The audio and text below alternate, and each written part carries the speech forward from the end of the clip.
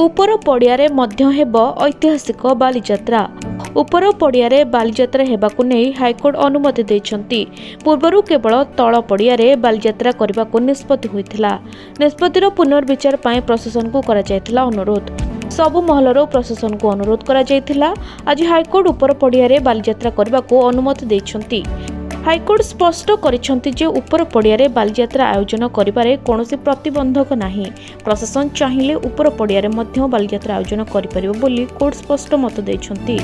Court କେବେ ମଧ୍ୟ ଉପର ପଡ଼ିଆରେ ବାଲିଯାତ୍ରା ନ କରିବାକୁ ନିର୍ଦ୍ଦେଶ ଦେଇନଥିଲେ। ତତ୍କାଳୀନ ଡିସିପିଙ୍କ ଦ୍ୱାରା ଦାଖଲ ହୋଇଥିବା ସତ୍ୟପାଠ ଅନୁସାରେ ଉପର ପଡ଼ିଆରେ ବାଲିଯାତ୍ରା ହେଲେ କିଛି ସମସ୍ୟା ହୋଇପାରେ ବୋଲି ଉଲ୍ଲେଖ ରହିଥିଲା। କଟକ ଜିଲ୍ଲାପାଳ କୋର୍ଟକୁ ଅବଗତ କରାଇଛନ୍ତି ଯେ ଉପର ପଡ଼ିଆରେ ଉଠା ଦୋକାନୀଙ୍କ ପାଇଁ ସ୍ୱତନ୍ତ୍ର ବ୍ୟବସ୍ଥା କରାଯିବ। ତେବେ କଟକ ଲୋକଙ୍କ ଭାବାବେଗ ଓ ପରମ୍ପରାକୁ ଦେଖି ନିଷ୍ପତ୍ତି ଗ୍ରହଣ କଲେ ହାଇକୋର୍ଟ। କଟକର ଜିଲ୍ଲାପାଳ କମ୍ପ୍ଲାଏନ୍ସ ଆଫିଡେଭିଟ୍ ଆଜି ଫାଇଲ୍ କରିଥିଲେ ମାନବର ହାଇକୋର୍ଟରେ, ଯେଉଁଥିରେ ସେ ଉଲ୍ଲେଖ କରିଥିଲେ ଯେ ମାନବର ହାଇକୋର୍ଟ ନିର୍ଦ୍ଦେଶ ଦିଅନ୍ତୁ ଉପର ପଡ଼ିଆରେ ବାଲିଯାତ୍ରା କରିବା ପାଇଁ।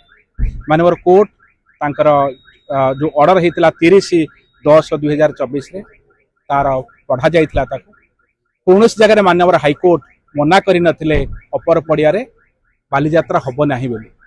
तेणु कथा आसुची जहाँ मानवर कोर्ट कहले शिरनास्ति शिरपीड़ा जे कौनसी प्रकार मना हैनी काहाकू ऊपर पड़ियारे बालीजात्रा करिबा नाही। कलेक्टर तरफ कह जाइथिला जे जेहेतु जीवा आसबार असुविधा होची ऊपर पड़िया तल पड़िया को एवं मानवर एनजीडी का डायरेक्शन अच्छी तल पड़ियारे विस्तृत जगह अच्छी भव्य भाव में आयोजन करा जाई परिबो सेठी बालीजात्रा से तल पड़िया आयोजन करते। तेणु एवं जो से कहते ऊपर पड़िया करेंगे तांकर इच्छा डिस्ट्रिक्ट एडमिनिस्ट्रेशन तार जदि इच्छा कर ऊपर पड़िया कर तल पड़िया ही हो पार। तेणु कौन प्रतिबंधक ना बालीजात्रा कौ जगह आयोजन कर।